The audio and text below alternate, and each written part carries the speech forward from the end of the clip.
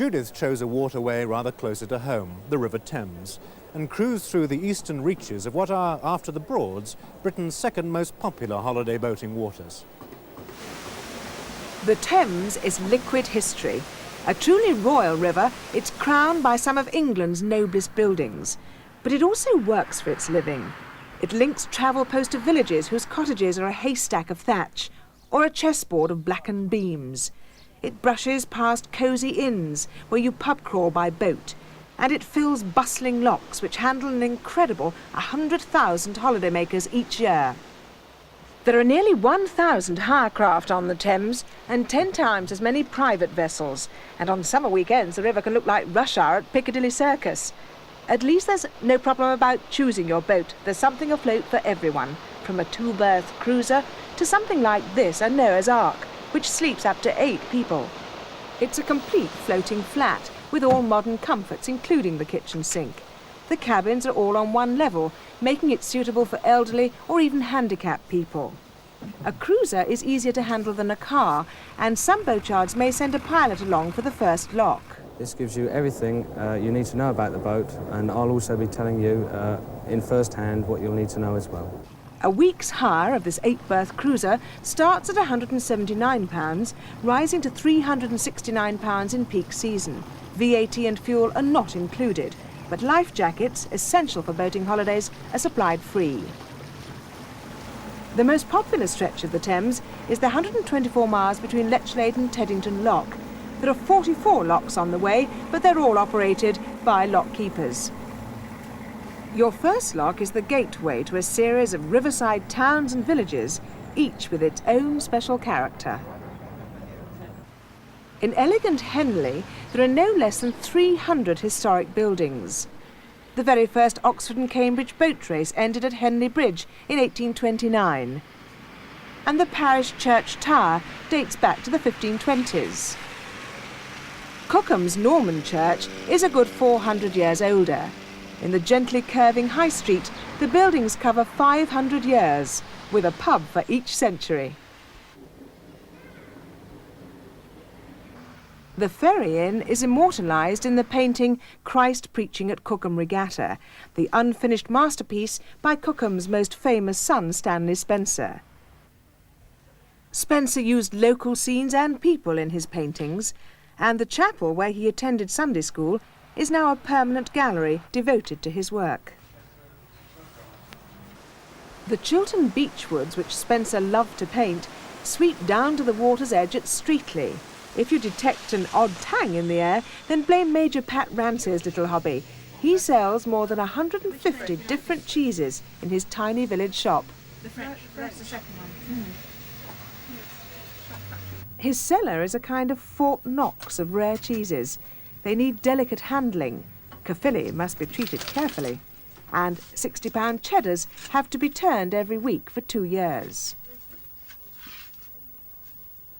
On the British's Best counter is a single Gloucester made from a 150-year-old cheese mould.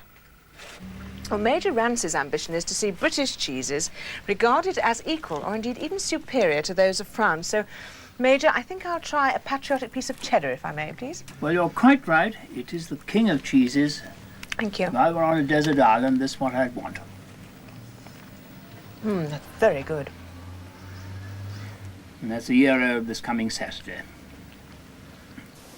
Just across the bridge from Streatley is Goring, where Cleve Mills sits lazily astride a group of islands. The mill wheel goes back to the 17th century, and parts of the mill even date from 1400. The outbuildings have been converted into 3 modern self-catering units. The biggest is Miller's 8, which sleeps 5 people. It was built in 1731, which explains the cat's cradle of oak beams. In idyllic surroundings, guests can potter about in rowing boats, fish for carp and trout, or just watch the river traffic gliding past. Well, Cleve Mill is unusual in more ways than one. It's one of about 100 self-catering properties, from cottages to caravans, promoted by and actually let by the Thames and Chilterns Tourist Board. Well, booking through the local tourist authority obviously has advantages. They make regular checks and they just daren't let standards slip. A cottage sleeping 5 at Cleve Mill costs between £125 and £159 a week, depending on season. Well, these rates cover heating, lighting, room cleaning, all linen and colour television, but not VAT. Through winding Wind in the Willows scenery, you reach Cliveden, one of the many stately homes which line the Thames. And in a tranquil backwater lies Maple Durham House. It's been in the same family for 400 years.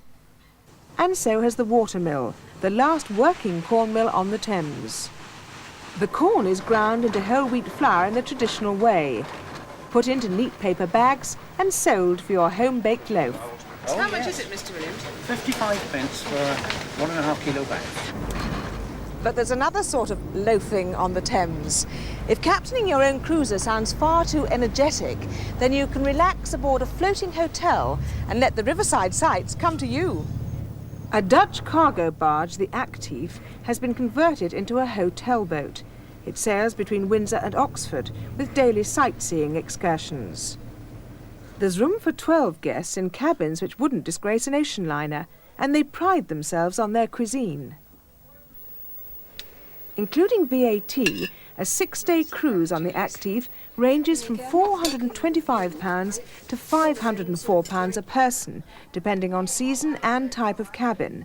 The price takes in all meals, wine, excursions and transfers in Windsor to and from the barge. And so it should.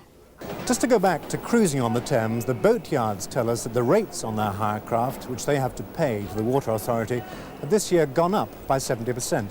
And I'm afraid that inevitably some of that, though not all, has had to be passed on to the holidaymaker.